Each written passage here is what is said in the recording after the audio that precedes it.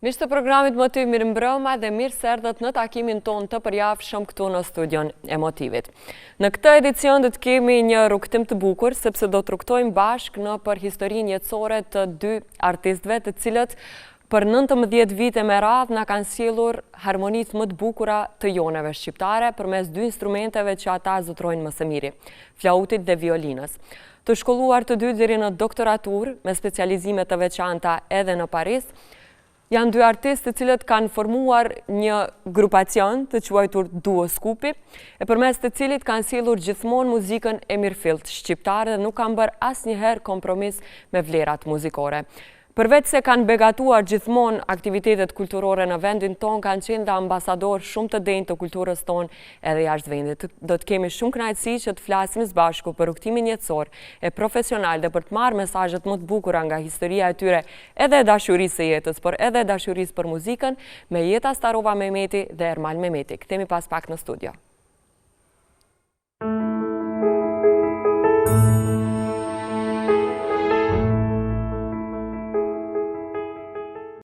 Jemi kthyer në studion e Motivit të dashur miq, e mua më thonë që kur kam artist në studio, buzëqeshi pak më shumë. Do ta shoh shumë këtë intervistë me ju të dy, gjatë kohë nuk jemi parë, por kënaqësit ju kem tashmë në studion e Motivit dhe të flasim për rrugtimin tuaj. Mirë se erdhët Ermal dhe Jeta. Mirë se ju gjetëm, faleminderit për ftesën, siç thes jemi pa moti, përshëndetje edhe shikuesve. Ku keni qenë gjithë këto vite Jeta? Me koncerti ju kemi parë, por në intervista pak më rrallë. Pak më rrallë, po. E vërtet është se ndoshta pse kemi qenë prezent të çdo emision, edhe nuk kemi desh qëllimisht të përsëritemi, po hera parë jemi te emisioni jot, që mos t'jemi banal. Po. Edhe ato çfarë kemi ta themi, më së miri mendoj se e themi në sken. Gjatë kohë kam dashur t'ju kem në studio për krejt atë që edhe në fillim e përmenda, për vlerat artistike që me cilat asnjëherë s'keni bërë kompromis, por edhe për një imazh të bukur që gjithmonë e keni sjellur në skenë. Unë po ju kthej pak te fëmiria se gjithmonë dalemi aty dhe aty e nisim gjithmonë rrugtimin e Motivit sepse gjykojmë që atje formohen edhe ato postulatat kryesore edhe të njerëzit, por edhe të vlerave që pastaj njeriu i sjell. Ju të dy jeni rritur në familje me një traditë të jashtëzakonshme të arsimimit. Familja Starova dhe familja Mehmeti. Edhe pse si muzician besoj jeni të parët në familje që vini si muzician. Dua të di Jeta dhe Ermal, çfarë morët nga prindrit në atë strajcën e fëmirisë që mbajmë gjatë gjithë jetës me vete? Shiko, ne mbase nuk kemi qenë familje tradicionale muzikantësh, të thuash, por nëse marrim diçka nga tradita, atëherë do t'i bie se talenti muzikor nuk ka munguar në familjen tonë. Pra edhe nga prindrit, edhe nga gjyshrit, ja edhe ne fëmijët, por disi e tëra ajo energjia u grumbullua tek unë, të themi, mua më dërgua në shkollë të muzikës, që ta profesionalizoja, të thuash, ose ta realizoja talentin ashtu si që duhet, me anë të shkollimit, se e ke parasysh, flasim për gjysmën e dytë të viteve të 80-ta, kur për hir të së vërtetës duhet të them se ndryshe organizoheshin gjërat. Pra, për shembull, unë që nga fëmiria ime kam ditur se duhet të mbarohet një shkollë që të vazhdohet me atë që do. Sot jetojmë ndryshe, krejtësisht ndryshe, është një hallakam e madhe, ta quaj kështu lirisht pa turp, domethënë, se sikur ka tendenca që të anashkalohet shkollimi, pra të thuhet se jeta është shumë më e shpejtë se sa procesi i një arsimimit. Unë nuk kam qenë dakord edhe nuk jam dakord, por duken rezultatet e mos shkollimit dhe shkollimit të atëhershëm, që është, sipas mendimit një fatkeqësi se ne sot duhet të ishim shumë më të arritur se sa në atë kohë. Pra kushtet i kemi më të mira, gjithçka është një dinamike jetës më e madhe, por ne kemi zgjedh brenda asaj dinamike ta jetojmë jetën sa më shpejt që është e mundur. Uroj që të gjejmë rrugdaljen edhe për kësaj pikë kaosi, po kjo është situata momentale. E përveç arsimimit, edhe këtë rëndësin ka shmadhe të edukimit që e kanë mbyllur familja Armal, ka pas ndonjë vlerë që prindrit ta kanë vërë kështu vath në vesh që ta mbash gjithë jetën? Është pa dyshim edukata, respekti ndaj më të vjetrit, qoftë edhe një ditë më i vjetër se ti. Ai di më shumë se sa ti. Këtë edukat të themi bazike, këtë bazë të edukatës e kam edhe sot e kësaj dite, mbase përpiqem të alej edhe fëmijët mi. Jeta, çka more nga prindrit? Po, nga prindrit mora shumë, do thot, i mora themelet, i mora bazat, dëshira për muzikën, dëshira për të ushtru, për të punu, për të bri sa më shumë, se baba im çdo herë kishte kuotën që më mirë puno kot se sa rri kot. Absolutisht. Edhe deri në fund të jetës vet, çdo herë na thoshte fjala punoni, punoni, punoni. Edhe kur e kujtoj, më vjen nganjëherë keq pse si fëmijë rebelohesha, kisha kundra, shikoja nga dritarat të gjithë fëmijë luanin, mua më thonin ushtro doja shohish më vonë benefitet, jo që s'kam luajtur me shoqëri larg asaj, po kur jemi të vegjël nuk mundemi ta dim që vetëm prindrit janë ata që na duan të mirën, që tash e shohat pasqyre, i shohat fëmijët e mi përmes asaj pasqyre. Edhe ata nuk kuptojnë që vetëm familja e duan të mirën, që shoqëria është e përkohshme. Ata zbuluan talentin që kam në muzikë, se në familje nuk kemi asnjë muzikant, edhe pse babi ka qenë shkrimtar, është një formë tjetër e artit, ata e zbuluan edhe vendosën të më dërgojnë në shkollë të muzikës, edhe përmes testet fillestare që i bënim atëherë, ata panë që kam talent për muzikë, edhe unë doja në atë kohë të këndoj, se vajzat e voglet kanë qef të këndojnë kur shohin spektaklet të ndryshme, tash edhe ja edhe përballemi me të njëjtën përsëritje, tash edhe vajza jonë e vogël ka qef të këndon. Mirë po në atë kohë isha shumë e vogël, edhe thanë të marrë një instrument për frymore, pastaj tjetë më letë të kaloj në kanto, se kantoa fillohet nga klasa 7 atje. Po mirë po u dashurova në instrumentin shumë, edhe ashtu vazhdova këtë rrugëtimin, edhe kjo është faktikisht që unë kretë qarë kam arrit, ju detyruam, mendoj prindve të mi, mamit edhe babit. Absolutisht. Edukatës të tyre, edhe insistimi tyre të shkollimit të punës të kjo me rath që të arrijet kretë çdo gjë me mund, edhe me sakrificë, me punë, se vetëm puna, në thoshte babi deri në fund të ditëve të veta, thoshte puna të mban njeriu gjallë. E një princip që sot ndoshta është venit kogja shumë.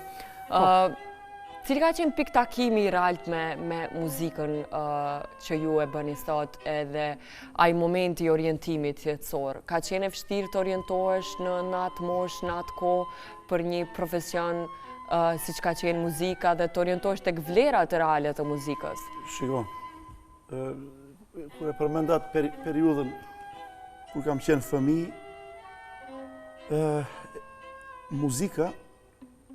muzika ishte muzika, si me thënë. E kishte vendin ku duhet të ketë, me thënë. Edhe mediat, që ishin shumë të pakta, ja kjo shtëpi ka pas ekzistu, transmetonte vlera. Deshe apo nuk deshe, ti i pranon ato. Pra, i këndon këngët që i dëgjon televizion, ose i dëgjon në radio në atë kohë. Edhe në dërmjet të tyre diçka të lindet, këndon diçka që se ke dëgjuar. Vazhdimisht lëvizjet e tua shoqërohen me tinguj muzikor. Tashi, për kësaj perspektive, them, këtu dikundun në base mund ta kem pase, se më interesona, se në atë kohë nuk kam qeni vetëdijshëm se çfarë po bëj, domethënë. E kam ditë se po shkollohem, një gjatë që paralel në bënte edhe nervoz, tash i vinë ushtrimet, detyrat, kjo ajo. Edhe diku tjetër me një kohë si më të lirë, ose si të fshehur të quash, ke një intimitet tjetër ku ato tingujt e tua muzikore që të kanë ardhë, që më kanë ardhë mua në atë kohë, ti shënosh dikun. Ku ti shënosh, nuk isha kushte në atë kohë. kisha një magnetofon ose dy, me të cilin përpiqeshim të incizonim nga njëri tek tjetri, edhe bile, si shtonë këta miqtë e mi sot, pa dashur, je pas bo producent i parë në atë, po jo, nuk është e vërtet, po duha them se më ka tërheq këto gjëra. Atër, vijat muzikore që më vinin në atë kohë, i incizoja, thjesht në atë magnetofon. Nëse zgabohemi kam edhe sot e kësaj dite, diçka nga ato janë kriju edhe sot si kompozime, diçka kanë ngel, po këtu dikun janë ato fillimet edhe shenjat e qarta që unë nuk duhet bëj gjë tjetër në këtë jetë. Po, duhet merresh me ato. Duhet ta vazhdoj të shkollohem, sepse kjo është forma, ta thuash, arkaike e të shprehurit, kurse shkollimi ti tregon të gjitha se ku e kanë vendin, domethënë. Ju keni rrugtuar për edukimin tuaj në Tiranë, në Shkup, edhe në Paris. Çfarë ju dha edukimi në Paris, sepse që të dy keni bërë specializime në Paris për muzikën? Shiko, unë pasi që mbarova Akademinë e Muzikës në Tiranë, Akademinë e Arteve të Bukura, diku doja të marrë edhe një eksperiencë. Jo se ka qenë Parisi pikësynimi. Ishte New Yorku, ishte Vjena, ishte Roma, ishte Parisi, Londra mbase. Por se diku aty në atë kumtesën tonë dhe përmende pak edhe dashurin. Kështu që jeta kishte kohë që po shkolloheshte në Paris. Do me thënë ju ka bashku Parisi? Në një farë mënyre. Kur së mundëshim ne ta bashkojmë Parisin, atëra i na bashkojnë. Po. Mirë. Jeta ishte atje, ne duheshim të ishim bashk. Këto 4-5 krye qendra botërore që i përmenda, aty e kanë nivelin e arsimit, prandaj vendosa të marrë Parisin si një qendër ku mund të specializoja muzikën e kompozitorëve francez. Më interesonte edhe sot e kësaj dite. Sepse gjithmonë kam parë në muzikën franceze diçka më ndryshe sa ta bëj një krahasim me muzikën gjermane ose diçka tjetër.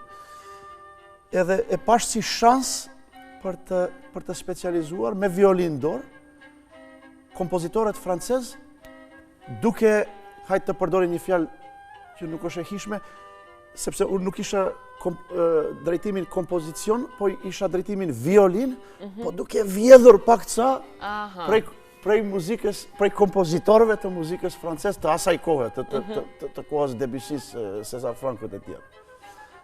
Ky ishte specializimi im. Prandaj u bashkuam pastaj. Bashkë vazhduam këto specializime që përmend. Jeta, çfarë da Parisi? Ti ke shkuar pak më herët, besoj, studimet, fillimisht gjatë shkollës mesme, për shkak të angazhimeve të familjes, e pastaj edhe për studime. Kundër ta mënyrë isha prej klasës 4 deri klasës 8, shkaku i babit ishte atëherë ambasadori Maqedonisë në Francë. Pastaj kur aty mbarova shkollën e ulët të muzikës, aty faktikisht mora bazën e dytë, se bazën e parë mora në Shkup, në shkollën e muzikës në Shkup, në Ilija Nikolovski Luj. Të ja përmendi emrin profesoreshës, se pastaj te profesoresha Beti Stankovska, tash është në pension, se kemi pas raporte shumë të mira gjatë jetës. Bazën e fillestare e mora te ajo, pastaj bazën e dytë, si ta them, perfekcionimin e bazës mora në Francë, ku mësova shumë. Pastaj babit, kur i mbaroi mandati, kthehemi në shkollën e mesme, këtu në Ilija Nikolovski Luj, aty mbarova shkollën e mesme. Pastaj prap shkova atje për studime, ku e mbarova konservatorin në Alfred Cortot, muzikor, për drejtimin flaut.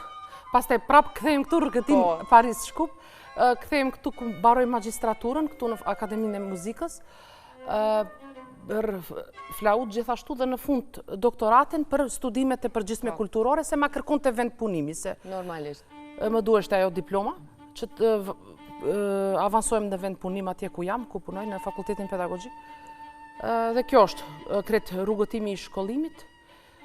Edhe mendoj se nuk kemi përfundu, se mendoj se në sarë që çdo paraqitje tonë muzikore, zbulojmë diçka të re.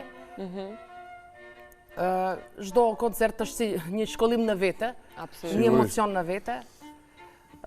Edhe kjo është natyrisht Franca mi dha bazat edhe më dha diturin, edhe më dha atë të jesh i paprishur si njeri. Se atje nuk kanë kohë për gjëra të tepërta, se është... Edhe pse i duan, francezët i duan kafet, kanë qef të pinë cigare, të pinë kafe, mirë po, është koha e caktuar edhe pastaj nuk shikojnë... është një cep kohë që lihet për atë pjesë, Ala nuk jam është adaptu, kryesorja. edhe pse pak 8 vite i kam kaluar atje, Ala nuk jam adaptu se si njerëzit këtu munden të jenë si jenë, për shembull të merren me punën e huaj. Kjo është ajo, Franca jo vetëm si profesioniste që shumë më ka ndihmuar. Ka ndikuar edhe tek individi. Po. E kur jemi te kjo pjesë, dua të di se çfarë mendoni se më shumë t'ie ka ndikuar formimin edhe të personalitetit tuaj si qenje, por edhe të personalitetit muzikor. Çfarë e ndërton një artist, Ermal? Pyetje shumë e vështirë. Unë do t'jap eksperiencën time se gjatë gjithë jetës, dhe tani mos ka ku shkon tjetër, kam jetuar me tingujt muzikor. Sot e kësaj dite, shpesh herë ma tërheqin vretin, që po bon me durt, ku po shikon në atë pikën. Janë gjestet pa kontrolluara fizike të thuash, sepse gjithmonë jemi në kërkimin e ati tingullit muzikor, duke dashur të arrim, nuk e dia a do të them fjallën e saktë, maksimumin, po duke dashur të arrim diçka që na knaq neve personalisht dhe pastaj e ndajmë me publikun. Gjithë një tër jeta ime më shkoj në kërkim të kësaj, do me thëmë. Mirë, mbase këto gjëra e ndërtoj, po puna, vetëm puna. Puna, do me thënë tashi, kur them puna është edhe të ulesh të mendosh për një gjë, është pjesë e punës. Të koncentrosh, do me thënë, është pjesë e punës. Jo vetëm fiziku si fizik. Pra të gjitha këto bashkë, edhe mendimi si mendim, do me thënë, mënyra e të menduarit, edhe realizimi i saj, të dyja bashkë formojnë punën. E mendoj se këto gjëra e formojnë artistin. Edhe artisti unë mendoj se më spaku do dhja të tregoj se që është një artist, po dua të them se zakonisht artistit i thonë se je më ndryshe se tjerët, nuk mendoj se njerëz jemi të gjithë. Ne shumë shpesh e themi në këto studio se është deformuar pak modeli i suksesit dhe modelet që duhet ta ndjekin të rinj. Çfarë modeli kishit ju? Kush ju inspironte? Kë e keni pasi role model në jetën tuaj që ose artisti që ju inspironte, ju frymëzonte dhe tentoni të shkonit në hapat e tij? Ka shumë artistë. Si fëmijë, shiko, si fëmijë kam ndjekur muzikantët e atëhershëm të këtyre lloj trevave ta quash, të shtetit në cilin kemi jetu. Pas asaj, normal, kemi ndjek trendet botërore. Unë kam marrë pjesë edhe marrë pjesë sot e kësaj dite në pakufi rryma muzikore. Unë jam rritë për shembull me muzikën heavy metal. Se përpos violinës, paralelisht si instrument kam pas edhe gitarën. Gjithmonë e kam me vete. Këto dy instrumente nuk i largoj nga vetja.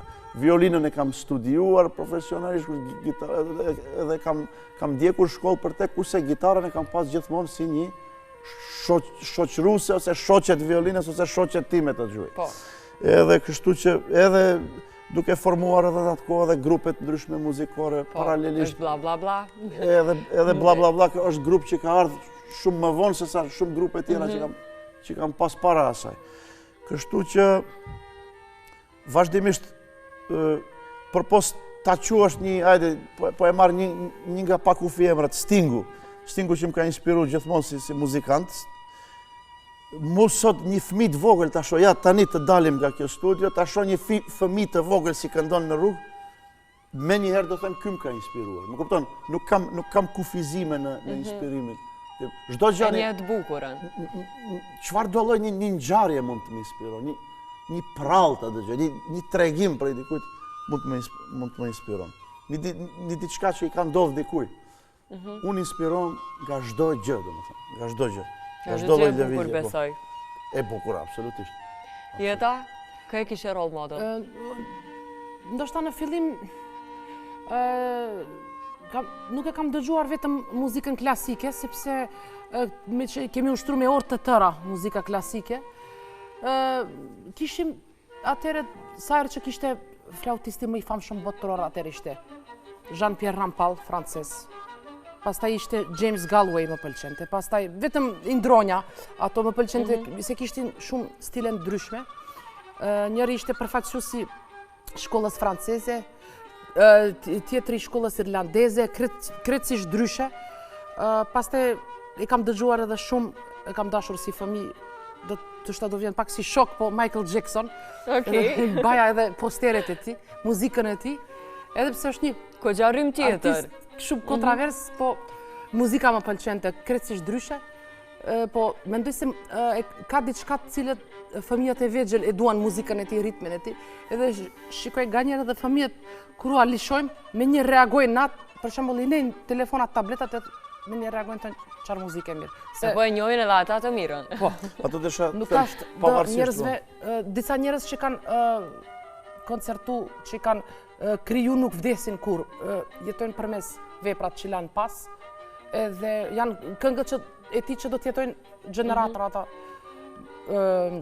Si që është edhe Elvis Presley, edhe ai më ka pëlqyer kur kam qenë e vogël, edhe pse ai ka kohë moti që nuk është gjallë, po këngët e tij ala vazhdojnë të jetojnë edhe janë artist pavdekshëm, definitivt. Nga çdo personaliteti artist të madh çohet shumë pluhur, sa herë që ka dikush që është shumë i suksesshëm, pastaj çohet pluhur, dalin edhe gjëra të pavërteta, sado që janë të pavërteta, prapë te popullata thjesht, thot kur diçka shumë herë përsëritet, njeriu i thjesht mund të thotë prit, ndoshta është edhe vërtet me që thuhet ashtu. Edhe këto janë, prandaj fiks, edhe unë isha bashkangjit, domethënë tezës termalit që fiks një person, rol model nuk kam pas, ndoshta në jetë. Natyrisht do them nëna ime, si e vogël, pastaj më vonë, se cili që ka lanë impakt në rrugëtimin ton muzikor, do të thotë do të ketë vendin e tij në rrugëtimin ton, në karrierën ton. Edhe është një pyetje shumë komplekse që mendoj se nuk mund të kufizohet vetëm me një përgjigje. Po, esencën e morëm, që ju ka frymzuar e bukura gjithmonë. Folëm për fëmirinë dhe për formimin tuaj akademike, po arrim bashk nga dalë tek viti 2006. Ku fillojmë, po. Yes. Ka një emër që besoj ju thot diçka. Zonja Veronik Bujor Bare. Çfarë ju thot ky emër? Ish ambasadorja e Francës këtu te ne. Po që në një farë formë u bë sebeb që të formohet duos skupi. A para asaj në Tetov, i kemi interpretu më duket me një pikë para ati koncerti. Kur na tha, Adelina Marku na tha, mund të provoni diçka të dytë bashkë, se vetëm kaq minuta kemi. Nuk ishit luajtur bashkë.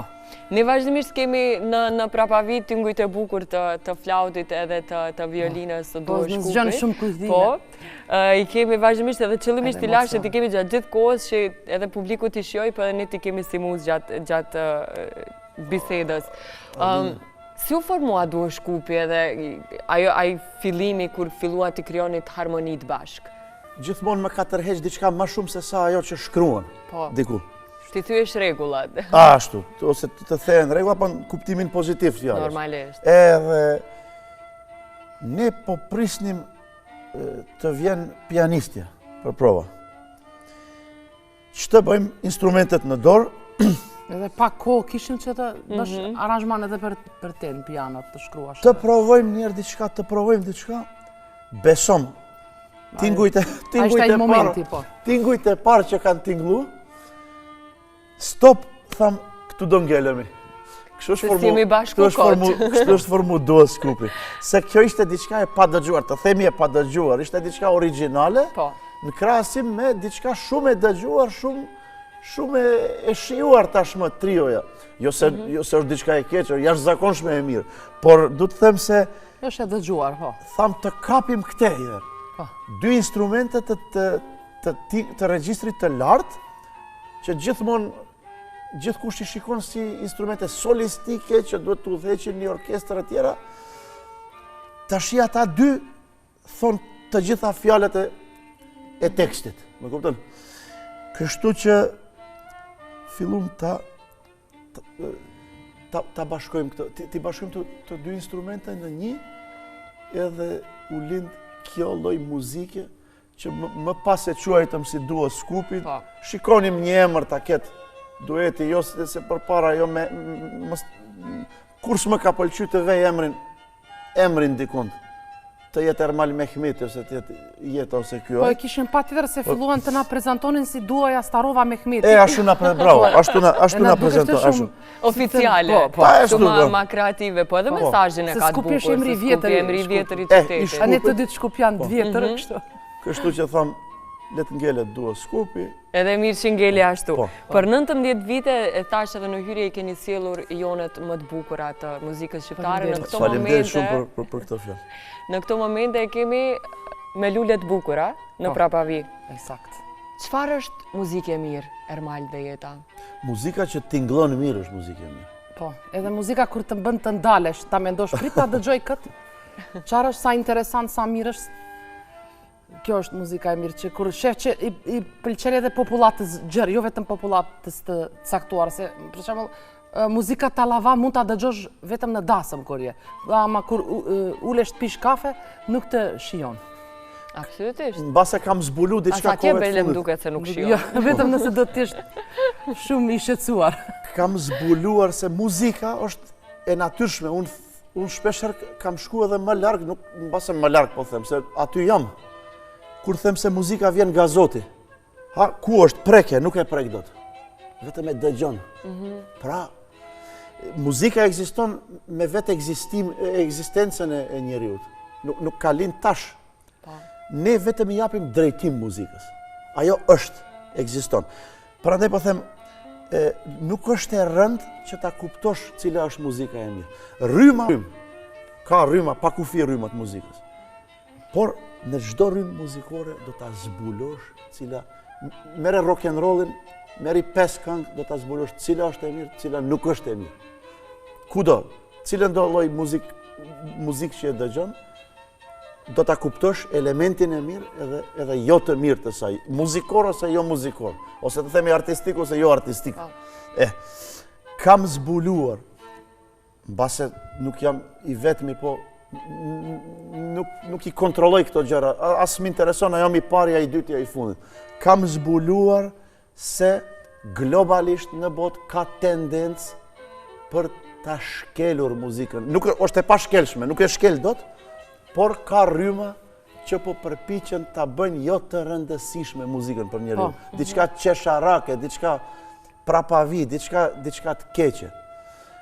Kjo jemi futur fatkeqësisht në këtë fazë. Shikojmë rreth rrotull nesh. Tingujt muzikor janë një zhurmë, një thirrje për dhunë, një asgjë tjetër, domethënë. Por siç ka ardhur, ja po e them kështu haptas, siç ka ardhur ashtu do zhduket. Sepse po luani me diçka që është e natyrshme. Nuk luhet me natyrën. Kupton? Do përpiqemi ta prishim planetin, po planeti do të na dënoj. E njëjta gjë, muzikën po e fus këtu është bashkë me planetin. Pra po them, sa paranteze bukur. Absolutisht. Kjo është me një farë mënyrë përgjigje e pyetjes sonde cila është muzika e mirë. Kemi ardhur deri te ajo që të pyesim cila është muzika e mirë. Definitivist. Ashtu është, por siç ka ardhur kjo val negative, ashtu edhe do zhduket se nuk s'ka as kontura, as profile, as themel, as kurrë. Do zhduket më njëherë. Përsëri do kthehet tingulli muzikor, do mbijeton. Popullata është shumë konfuze se i jepet shumë në më duket hapësirë muzikës tjetër, jo asaj të mirë. Nuk di ta zgjedhën cila është ajo, që duhet se vendet perëndimore mediumet ju japin shumë rëndësi të madhe. Flasim tash për shtetet ballkanike, mos shkoj aq larg perëndimore, se atje larg jemi. Është një Bullgari e cila që muzikën shumë kiç e minimalizon në një kanal. Për shembull, të gjitha kanalet tjera forsohet muzika e mirë film. Po.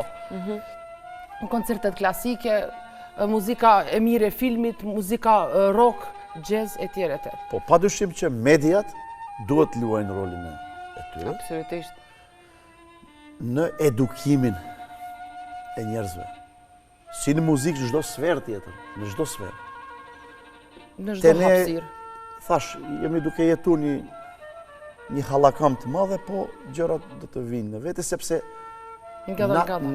natyrshëm do ta gjejnë vendin e tyre. Në këto momente është këngët tona, dhe para kësaj ishte Margjela, një nga perlat më të bukura të muzikës shqipe.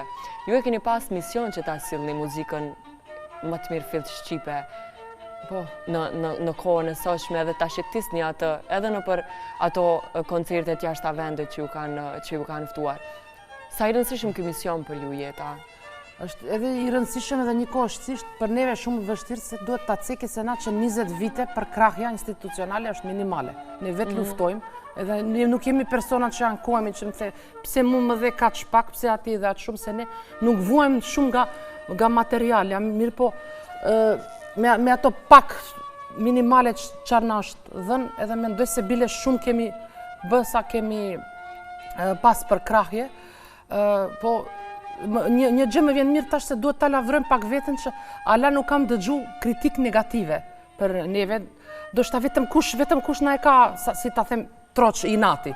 Vetëm më pëlqen kur njerëzit gëzohen në publik, kur ne dalim edhe kur bashkë me ne E di që dëshirojnë diçka të bukur. Po, i njohin tingujt, edhe kjo më bën të ndjehemi shumë mirë krenar, sepse kjo është ajo i bashkangjitëm që biseduam edhe pares që populli e don muzikën nëse ja servon ashtu si duhet, mos jetë vetëm një zhurmë ashtu për t'i shqetësu njerëzit vetëm. Po nuk do dalemi, normal do të amanetin e prindërve do ta vazhdojmë të punojmë derisa të mundemi. Kemi frymën e Kemi fundit. profesionin, fat kemi që kemi profesionin e artë, ndoshta nuk sjell, si të themi, materialisht ashtu shumë, po materialja sot është, nesër nuk është. Ashtu është. Ka diçka që qëndron më gjatë me njeriu. Ajo është Po, dinjiteti. mund është në çdo moshë, për shembull të krijosh, kur të kap mërzia, e kap instrumentin edhe ushtron edhe kalojnë orët, si të themi, të mërzis. Nuk të lënë të mërzitësh, çdo paraqitje skenike na gëzon tej mase, nëse na e zgjat jetën. Po, sepse është komunikimi me publikun. Ndjejmë dashurinë që na jep publiku. Po edhe kjo lidhje që tregove me instrumentin është diçka jashtëzakonshme, sepse është diçka fizike, po që shpirtërisht është me ty, edhe të bën mos ndjesh vetëm asnjëherë. E pra se mua më kujtohet një porosi që më ka pas lënë i ndjeri profesori Ibrahim Madhi në Tiranë. Tha se ju kam pas ankuja 2-3 herë për një 2-3 mërzive, normale, ke parasysh student. Isha i vetëm, të thuash, jetoja... Në Tiranë, si student, po. Profesoru mërzita këtu, mërzita aty, shiko, tha, kur të jesh në mërzin më të madhe, mos e harro violinën, mere, mos luej në të, shikoje, mere në dorë, shikoje, foli. Unë e kam bo këtë gjë, patur po e them. Ky pas ka qenë ilaçi. Edhe sot e kësaj dite e bëj një gjë të tillë. Nuk është çudi të më gjeni me një vend i mbyllur me violinën duke bisedu. Përfitoj shumë nga kjo. Ermal, dhe jeta ka momente të tilla plot, ka momente edhe karriera artistike, edhe çdo karrierë tjetër ka momentet kur ndjehemi në kulm dhe ka momentet kur ndjehemi ndoshta edhe të rrëzuar. Do doja të më ndanit një nga kujtimet më të bukura dhe një nga momentet më të frymëzuese të karrierës tuaj, por në anën tjetër edhe diçka që e keni ndjerë si grop gjatë këtij rrugtimi. Ata ndajmë, njëri të ma thot momentin më frymëzues, tjetri... Momentet ma jo frymëzuese është që duhet çdo herë të vetë menaxhohemi.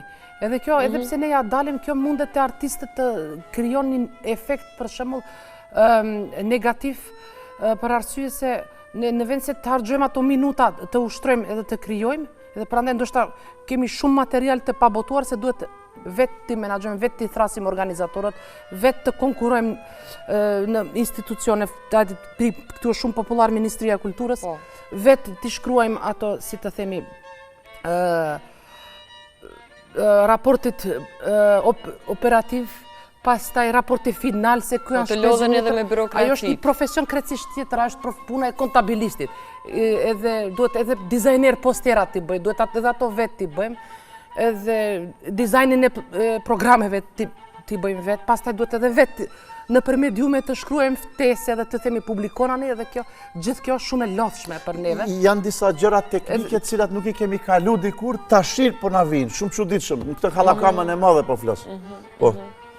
Këtu në Maqedoni është kështu është çdo artist ballafaqohet, mendoj se me këtë fenomen, edhe pse jashtë vendit se cili e ka profesionin e vet, për shembull për dizajnimin e plakateve bën dizajneri, për shembull, për raportet artisti është një yll i cili do të ushtron, vetëm do të bëhet gati për sken. Ja këto në momentet jo frymëzuese të karrierës tona që i kisha cek këtu, që do vetëm te ne. Frymëzuesit në Maqedoni mendoj se ata është ti lash.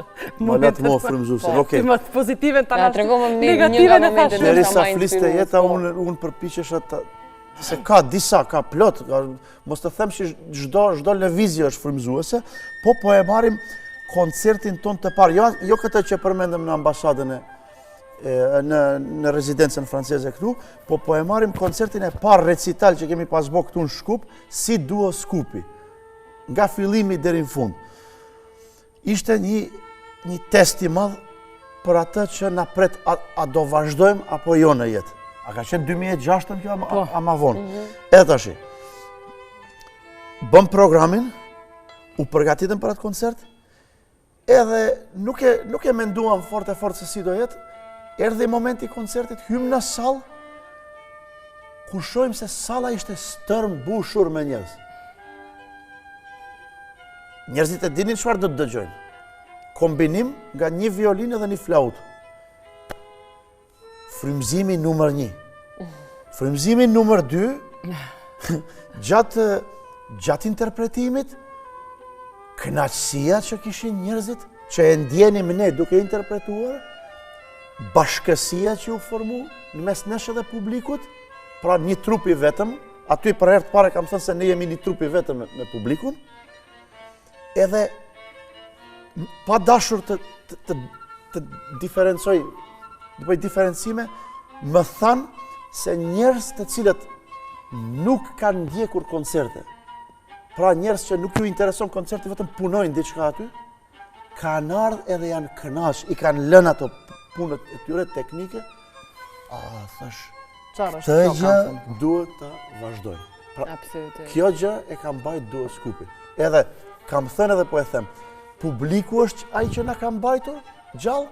Publiku, kur të vendos publiku një ditë, duo Skupi nuk do të ekzistojë. Jo këto lloj burokracish, ato s'kan lidhje me asgjë. Nuk mund t'ju dalin. A ka forcuar muzika raportin mes juve dyve? Ai pak ti fol. Këtë se kom mendu këtë gjë. Unë Parisin e përmenda. Po, natyrisht mendoj se po se... E kuptoni njëri tjetrën më mirë, besoj. Po. Ja dini hallin. Po, edhe të pjesa aranzhmani kretë Ermali është kretë ideatori, kretë programit muzikor. Vetëm mua mi dikton notat, unë i shkruaj në kompjuter, atje ku kemi studion.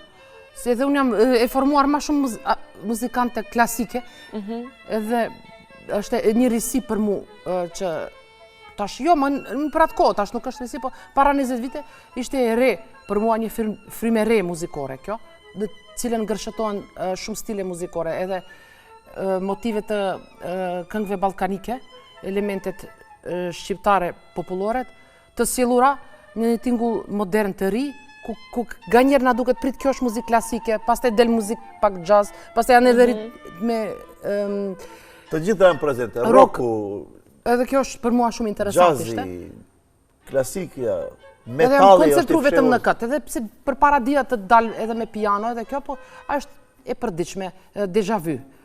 është gjë e parë, e kjo është krejtësisht e re, edhe në një koncert në festival francez botror në Bullgari, Soleil, tjelli, atje publiku kritiku vendas, atje na tha që juve nuk ju duhet as një instrument, ju tingloni kur i mbylli syt si kur të dëgjoj orkestër, atëre përpunuam edhe një këngë bullgare, ishte, ata u shokuan kështu, u quan në kamp, tash duhet të flasë për vete, do të flasim, se jemi shumë modest, zakonisht, atë qarë kemi të themi, e themi për mes në motiv unë dua t'i marrë, në motiv dua t'i marrë, se motivi, unë këtë hapësirë e kam konceptu që të vinë njerëzit me vlera dhe t'i ndajmë ato vlera, madje edhe vlera që nuk i njofim.